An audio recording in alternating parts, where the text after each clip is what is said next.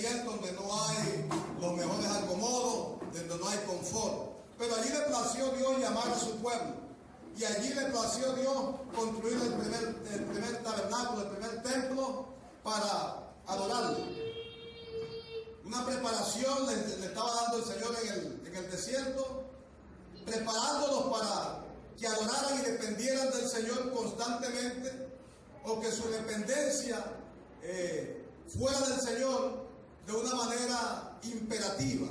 Pero ellos no entendieron esto. Y bueno, vemos los resultados que pasaron después. Y hablábamos ayer que cuando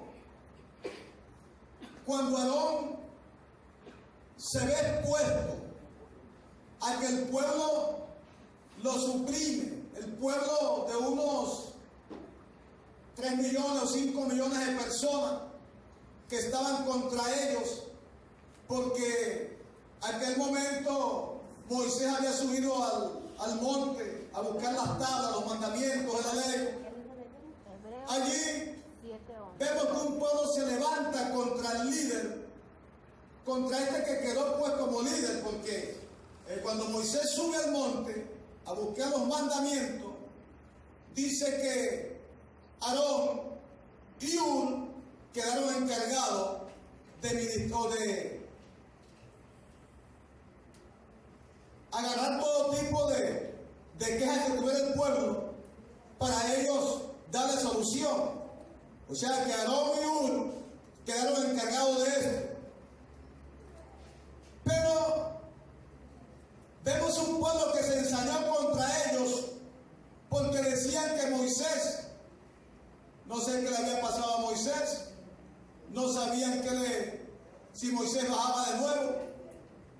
Pero de cierto, Moisés le dio orden diciendo que las quejas que tenían ellos las llevaran a Aarón, sumo sacerdote, y a Hur. Hur y Aarón estaban en el monte cuando la guerra contra Amalek, y Aarón y Hur sirvieron de escuderos o de ayudantes de Moisés, porque a Moisés se le cansaban los brazos cuando estaba en el monte. Aarón y Hur sirvieron de ese refuerzo para Moisés, porque un hombre solo jamás podrá cumplir las funciones solamente. Por eso Dios pone siempre ayudantes, servidores, colaboradores. Si no, preguntémosle a Jesús, ¿cuántos tuvo Jesús? 12. 12 para que le ayudaran al ministerio. Uno solo no puede. Moisés quiso hacer las cosas sola, pero Yetro, su suegro, cuando lo visita, le dice: Moisés, tú vas a desfallecer. Tú solo no puedes ministrar a este pueblo desde la mañana hasta la tarde, hasta la noche. Es imposible. Escoge ancianos, escoge gente que sean llenas del Espíritu de Dios para que te colaboren en esta obra. Moisés pues agarró el consejo, agarró la consejería de aquel hombre más experimentado, y Moisés pues le hizo caso. Vimos los resultados, que de ahí es que salen los 70 ancianos, ¿verdad?, que conforman el Sanedrín más adelante. Entonces Moisés escoge estos hombres. Entre ellos, de los ancianos, estaba este Aarón y estaba este Hur. Este Hur fue escogido, y en el capítulo 24 de Éxodo nos relata que cuando Moisés sube a una parte del monte, se lleva a los 70 ancianos también, porque Jehová se lo pidió así: llévate a Nadab y a Abiú, llévate a Aarón, llévate a todos. Y subieron al monte. Y en el versículo 14 del capítulo 24 dice: y dijo a los ancianos: esperadnos aquí hasta que volvamos a vosotros. ¿Con quién subió Moisés? Subió con su ayudante Josué. Nada más. Y aquí, Aarón y Hur están con vosotros. El que tuviera asuntos, acuda a ellos. O sea que la responsabilidad que tenía Moisés la cedió en esos momentos a estos dos hombres, a Aarón y a Hur. Entonces, estaban allí, el pueblo se inquieta, Porque esta es una cosa que tenemos nosotros, que nos inquietamos en las situaciones que nos pasan, nos inquietamos en las cosas que a veces tenemos, sea en la parte cotidiana, en la parte de familia, nos inquietamos mucho, y una de las inquietudes que son fuertes es en la parte económica y comida.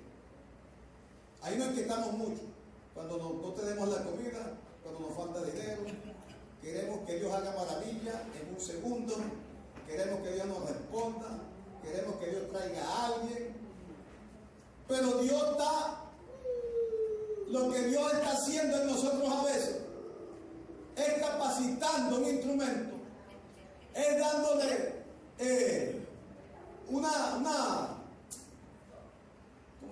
¿cómo diríamos? Dándole una capacitación a un instrumento para que en un momento determinado pueda él ser usado por Dios. Por eso Dios pasó por los pueblos del desierto, aunque estuvieron en Egipto viviendo calamidades, viviendo la condición de esclavitud, todavía ellos no habían entendido esto. Y entonces Dios los lleva al desierto para seguirlos capacitando, para que la gloria que vieron en Egipto la vieran ahora personalmente, más directa, ellos en el desierto, y ellos no entendieron aquello. Por eso en nosotros también pasa a veces esta parte. Nos inquietamos mucho cuando tenemos problemas. Nos inquietamos mucho en la parte económica. Nos inquietamos mucho en la parte de la dieta, de la comida. Cuando hay plata y hay comida, el corazón y el estómago están contentos. Pero cuando no hay esto, hay problemas, hay seriedad. Sí, nos ponemos serios. Desfallecemos. Claro, es natural. Estamos en este cuerpo que lo que pide es comida. Que lo que piden son otras cosas. Y quiso llevar el pueblo del desierto. Porque el desierto, les decía ayer, que es preparación, intimidad. Preparación e intimidad. Intimidad con Dios para conocer el misterio, la profundidad a donde Dios nos quiere poner y preparar. Entonces, cuando no entendemos esto, pues actuamos de esa manera. Nos inquietamos. Y el pueblo se inquietó cuando vieron que el líder, porque esta es otra cosa que hablábamos también, que no podemos poner la mirada pues en personas, pero hay que respetar lo que Dios pone, pero eso tiene un paréntesis, entonces no se puede ligar completo.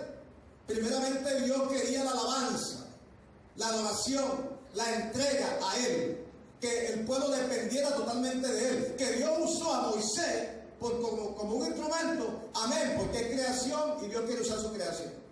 Que así como usó a Moisés, y que así como Moisés se arrodillaba, se postraba, clavaba la frente en la tierra y le pedía clemencia a Dios por ese pueblo, Dios quería que el propio pueblo completo se humillara también y le pidiera las cosas a Él. Pero ellos no entendían, querían siempre: Moisés, tengo hambre; Moisés, tengo sed; Moisés, me faltan los dólares. Entonces, nosotros no, como decía el hermano John hace poco un mensaje, no podemos depender de otros. Dios nos dio facultades y herramientas. Dios nos dio inteligencia.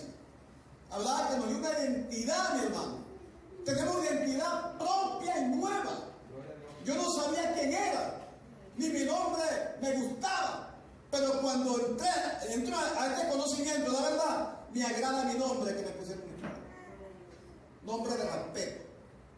No me pusieron un nombre norteamericano porque yo no soy norteamericano, yo soy americano, Sudamérica. Entonces, es allí cuando entonces entendemos quiénes somos, conocemos nuestra identidad. Deberíamos conocerla, la identidad que tenemos ahora. Identidad: hijo de Dios, real sacerdocio, nación santa. Mira esas cualidades: hijo de Dios, real sacerdocio, nación santa. ¿Por qué real sacerdocio? Porque no pertenecemos al sacerdocio arónico. Pertenecemos al sacerdocio que dijo el Señor, según el orden de Melquisedec, a través de Jesús.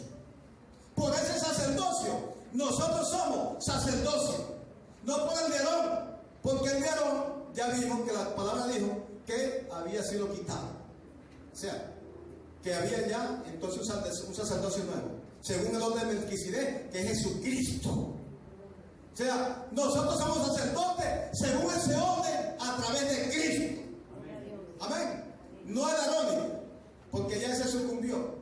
Entonces, vemos esta parte que este sacerdocio es el eterno y que entró una sola vez a ofrecer el sacrificio por nuestros pecados, por nuestras malas conductas, una sola vez. Entró, ¿verdad?, en el Calvario a ofrecerse él mismo como cordero. O sea que el Señor tomó el lugar del cordero y se puso él un humano como cordero. Pero antes de él tomaban el lugar de la persona, lo quitaban y ponían el cordero. Entonces Jesús le da un cuerpo a él. Entonces, vea la identidad que nos pone. Entonces, real sacerdocio, nación santa. Nación santa. Nosotros estamos en un camino de santidad, con limitaciones porque a veces hemos fallado, hemos fraguado en ciertas ocasiones, pero estamos en un camino de santificación. Por eso Apocalipsis 22:11 nos insta el Espíritu Santo cuando dice: el que sea santo, santifíquese todavía, porque queda tiempo todavía de oportunidad de santificación. Entonces, ¿cuánto nos enseña el Señor y cuánto nos pone en el sentido de la condición en la cual ahora Él nos toma? ¿Ah? Real sacerdocio, ¿para qué? Para hacer, hermanos, lo que hacía Aarón en el lugar santísimo, donde no le era dar entrada cabida a ninguna persona que no haya sido llamado por el sacerdocio levítico en aquel tiempo. Nosotros entramos a este lugar donde en aquel tiempo estaba el arca del pacto nada más, y solamente una vez al año entraba el gran sumo sacerdote Aarón. Ahora ve el beneficio que nos brinda el Señor como el sacrificio, que nosotros podemos entrar acá, hermanos. Entrar acá y de santidad que no podemos invalorarla. Por eso es que esto tiene un nivel muy grande, el llamado a ser sacerdote en un altar de una iglesia constituida por Dios en la tierra. Esto no es cualquier cosa. Como hablábamos en unos estudios que el hermano John me está dando, yo le hacía una pregunta para que él expresara. No podemos montarnos aquí en una condición, vamos a usar la palabra, con una levadura encima. Y no podemos tampoco hacerlo de allá, porque la levadura que está allá también puede estar aquí. Y el lugar que está, todo este lugar, lo santifica el Espíritu Santo. Entonces, si alguien tiene una levadura y dice que no, mejor lo hago de abajo, mejor no lo haga ni de abajo ni de arriba, mucho menos de arriba. Porque la levadura está, y el Espíritu Santo está en todo este lugar. Ezequiel, no me acuerdo el capítulo, que dice que la gloria de Jehová está por fuera del templo, llenando todo el templo. Imagínese usted la magnitud de la santidad que se requiere para ministrar este asunto. Si alguien va a cantar y tiene un problema, mejor consulte al pastor, dígale el problema al pastor, ¿verdad? Líder principal, pastor, mire, me pasó esto, ¿será que yo puedo subir al canal especial? Porque, oye, tuve una cierta discusión en la casa, o X problema. El pastor determinará si puede hacerlo, orará por usted, le meterá la liberación, y él dirá, bueno, ahora sí puedes hacerlo. Ahora, si es muy grave, ya él tomará las precauciones necesarias. Pero es tremendo montarse aquí, o no montarse allá y decir, lo voy a cantar aquí abajo. No, usted tiene una levadura encima que no se ha quitado. Y no se corta en el momento, porque hay que el pacto de la gracia. Por eso no se corta el momento. Los sumos sacerdotes le metían una cabulla agarrada por allí por la túnica. Y entonces, ¿por qué? Porque si el sacerdote estaba un poco mal,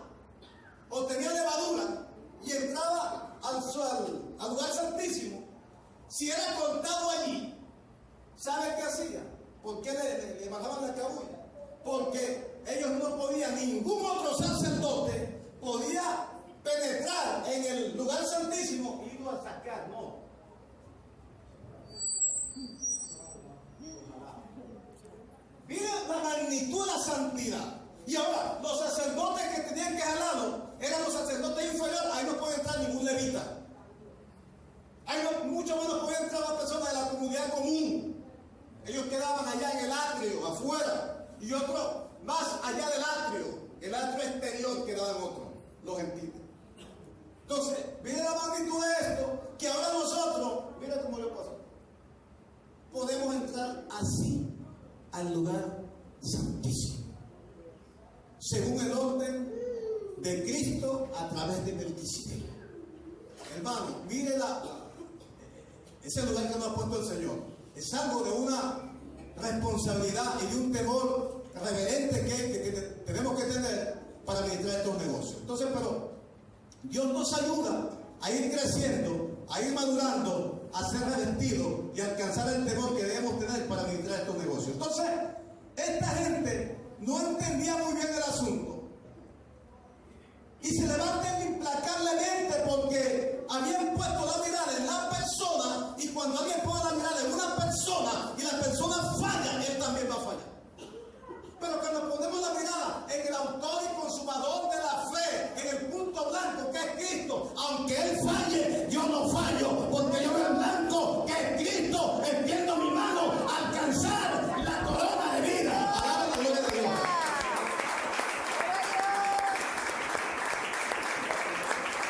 Pero si ponemos la mirada, vamos a sucumbir como el pueblo sucumbió. Que Dios no está Moisés. Ahora, ¿qué hacemos? Aarón, Moisés le dio orden a ustedes. Queremos tener una identidad ahora para que nos represente delante de las naciones que nos vamos a enfrentar. Necesitamos dioses que vean delante de nosotros. No pidieron un Dios, pidieron dioses. Pidieron más. Y los rabinos, unos de ellos dicen que cuando esto se suscita, unos 3 o 5 millones de personas hacia Moisés, hacia Aarón, hacia no era algo fácil. No es fácil enfrentarse. ¿A cuántos vemos aquí? 30, ¿verdad? Como 30 vemos aquí en la iglesia. A 30 caracteres diferentes. No es fácil, ¿verdad que sí? Que el líder tenga que enfrentarse a 30 caracteres diferentes. Que enfrentarse como ellos a 5 millones de personas con caracteres diferentes y que estaban en un acto de violencia. Porque esto tenía un alto grado de violencia. Los rabinos dicen que al parecer el pueblo se levanta y hace un acto de violencia cruel que le dan muerte a uno. ¿Cómo está en la Biblia? Esto está en el estudio rabínico. Y entonces ellos según le dan muerte a uno porque uno de los nietos llamado Bezaleel, que fue pulsó Dios para las cosas del tabernáculo, en la plata y el bronce, sabía trabajar los metales y le daba buena moldura. Ellos entonces dijeron, bueno, si el nieto sabe, que mande el nieto. Porque los rabinos y los judíos dicen que cuando alguien sabe un arte, el linaje va aprendiendo ese arte también. Los hijos, los nietos, los bisnietos, tataranietos aprenden ese arte. Esa es la cultura de ellos. Entonces, ¿qué pasa? Cuando ellos vienen a enfrentarse a uno muestra su identidad ante Jehová y le dice: un momento, yo no voy a sucumbir ante sus peticiones, prefiero honrar a Jehová, y le dan muerte a uno. Cuando le dan muerte a uno, este pueblo, ¿verdad?, con una actitud desenfrenada, porque así la gente cuando tiene hambre. Entonces se acuerdan de las colas antes, en los mercados, en los chinos. Oye, yo nunca fui a una cola esa. Yo decía, Dios mío, yo para allá no, mira, a esa cola, no sé qué hacer, seguiré comiendo mango verde. Mire, la idolatría en la cual habían quedado en el pueblo de Egipto, una idolatría terrible que no la habían soltado, está cuando ve esto, David nos dice en esta parte, que cuando ve a Aarón, el sumo sacerdote, que le dan muerte a uno, entonces dice nada, a mí también me van a quitar la vida. Pero Hur quedó bien parado, porque Hur prefirió entregar su vida antes que traicionar a Jehová de los ejércitos. Y es mejor entregar la vida antes que decir, séllame. Es mejor entregar la vida antes que negar a Cristo. ¿De qué sirve comerse panes sin levadura? ¿De qué sirve comer hierbas amargas? ¿De qué sirve no comer carne? No comer esto, no comer aquello. Y entonces, después que pasan los días, lo mismo o peor de antes. Entonces, no sirve de nada, hermano. Aarón, tampoco vamos a acusar a Aarón.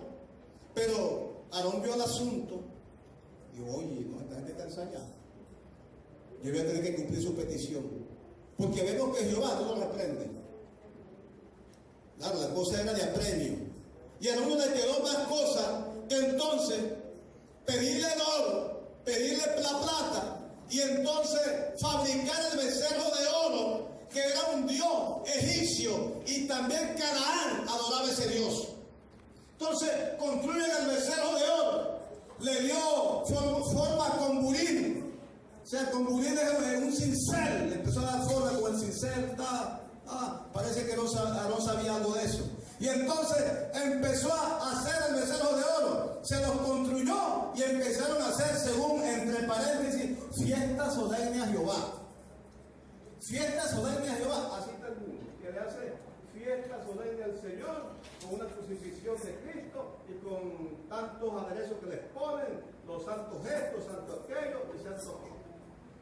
Por allá celebran una parte del santo de la Grita, otro el santo de Perú, otro santo. Y entonces, pero le hacen ese ofrecimiento a Dios. Así estuvo el pueblo, el becerro de oro para hacerle fiesta a Jehová. ¿Usted cree que Jehová va a esa fiesta?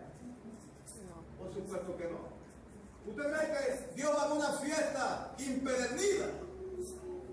No, no la acepta. La puede ver, usted ve todo, pero no acepta ese tipo de fiesta. No acepta ese tipo de ofrenda. No acepta ese pan leudado. Entonces, vemos que Aarón, ¿verdad?, sucumbe ante la guerrilla que tenía esta gente, la implacable idea que tenía, y no le queda más nada sino que fabricar el becerro de oro. Aarón tenía responsabilidad, porque a eso le encargó a Aarón y a Hur. Aarón prefirió darle privilegio al pueblo, pero cuando un hombre es entendido, una mujer es entendida en este camino, hermano, es como el capitán de la embarcación. El último que sale del barco cuando hay un problema de naufragio es el capitán. Hay un caso que pasó hace unos años, una parte cerca, por aquí Europa, creo que fue, que el capitán no cumplió con eso.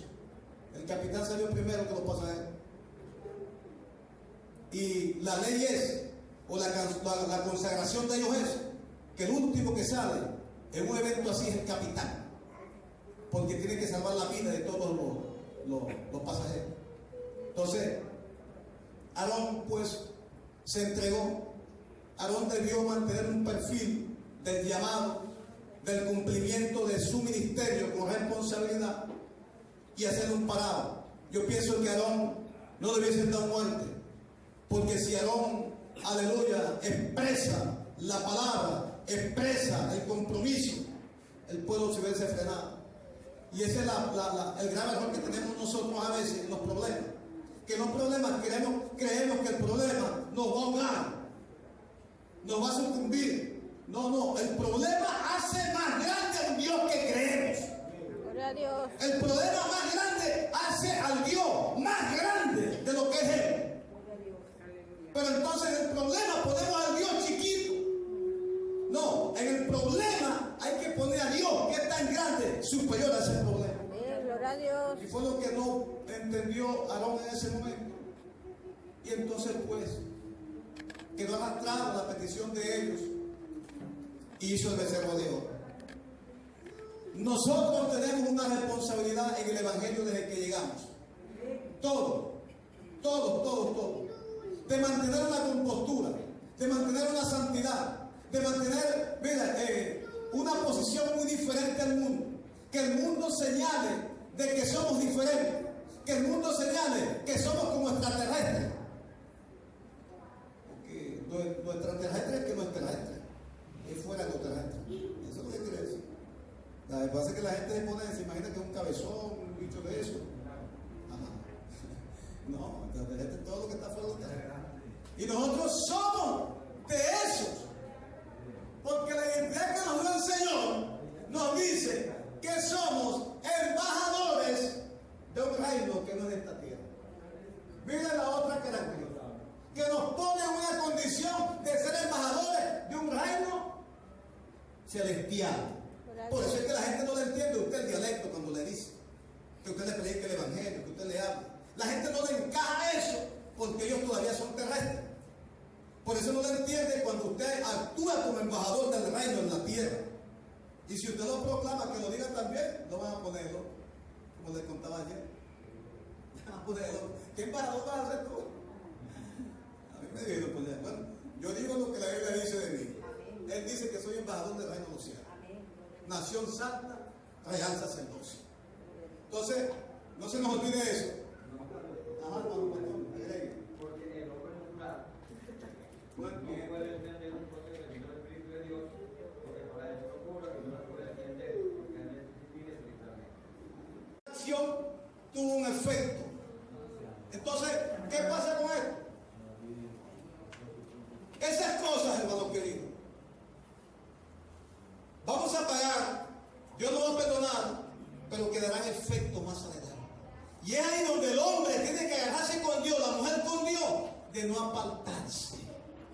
Porque ahí es donde le pasa algo a alguien y entonces se aparta del camino, se aparta del propósito, se aparta de la responsabilidad con Dios, se meten en la casa y Dios tiene una responsabilidad que un día le va a pedir cuenta a cada uno de nosotros por lo que Dios nos dio en las manos. Pedirá cuenta a Dios. Llega el momento que va a pedir cuenta. Abuela, ¿qué tú hiciste con lo que yo te di? Fulano, ¿qué tú hiciste con lo que yo te di? Hija, ¿qué tú hiciste con lo que yo puse en tus manos? ¿Qué tú hiciste con el talento de adoradora que eras? ¿Qué tú hiciste con el talento de evangelista que eras?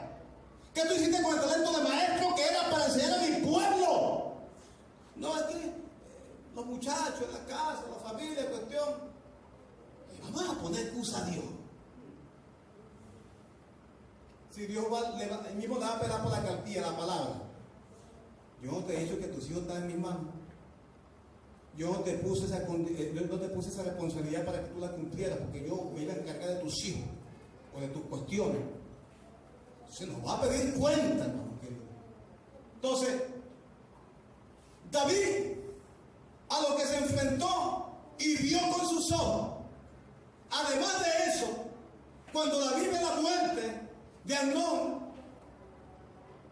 que violó a su propia hermana, y a Amnón lo mata Absalón, que era hermano de Tamar. Este sí era hermano de la propia mamá, de la misma mamá. Entonces, ¿qué pasa? David se muerde. David lloró la muerte de Amnón. Pero cuando matan a Absalón también, cruelmente, David también se duele por esa muerte, representando ese David el amor de Cristo por las almas. Por eso es que David viene del linaje davídico. Entonces, ¿qué pasa, hermanos queridos? Si fallamos en un momento determinado, porque estamos en un cuerpo humano, si fallamos, jamás y nunca, hermano, nos volvamos al mundo. Jamás y nunca volvamos a Egipto. Jamás y nunca volvamos al vómito. Jamás y nunca volvamos al chiquero. Jamás y nunca volvamos a la inmundicia. Jamás y nunca volvamos a ese mundo maldito. Porque está maldito el mundo. No lo digo así, ¿verdad? Maldita será la tierra por causa del pecado. Entonces, salimos de esa maldición. Vamos a volver a esa maldición. Porque si cometimos algo, habrá un efecto. Soportemos el efecto para morir en buena vejez o ser arrebatado por el Señor. Porque David murió en buena vejez. Y aunque Moisés falló, dice que Moisés, cuando Dios le dice, mira Moisés, extiende tu vista y ve la tierra prometida, pero no vas a entrar en ella, porque no me hiciste caso allá en las aguas de Mara. Ok, en la peña de Oreb, perdón, no me hiciste caso. Dice que Moisés murió, pero con todo el vigor, hermano. Su vista bien, su fortaleza bien, porque Dios se lo llevó. Entonces, que nosotros, hermanos, terminamos la carrera así, que nosotros marquemos un precedente en este asunto, porque un día Dios nos va a pedir cuenta a todos. No el pastor nada más, ni el evangelista, ni el maestro, a todos. La responsabilidad de orar, de interceder, del don de servicio. Todas esas cosas nos lo va a pedir cuenta. Entonces, ¿cómo nosotros entonces no tener ese temor de actuar, en este caso, como un que dijo, prefiero que me quiten la vida, pero no deshonrar el propósito de Jehová? Y no actuar como un Aarón que sucumbió ante la petición de un pueblo y vimos la molestia de Jehová, la molestia de Moisés, pero luego la reflexión de Moisés para hacer reflexionar al Dios Altísimo. Entonces, Aarón sucumbió porque también, hermano, si los rabinos no están equivocados, Aarón sucumbe porque ve la muerte de Ur y dice, nada, a mí también me van a quitar la vida. ¿Y qué será de este pueblo cuando venga Moisés? No podemos pensar lo que va a pasar después. Levantemos la mano siempre, hermanos queridos, y defendamos lo que Dios nos ha dado y defendamos este evangelio verdadero. Lo que decía la hermana Euler, de la sana doctrina, verdaderamente, hermano, sí, Dios está exigiendo eso, la sana doctrina, que guardemos la sana doctrina. Cánticos mundanos, esa gente no son adoradores, hermano, esa gente son artistas, cantores, no son adoradores. Y a los cristianos a veces se les meten en la cabeza que escuchan una adoración de esa y lo que escuchan es la rítmica nada más, no escuchan la letra.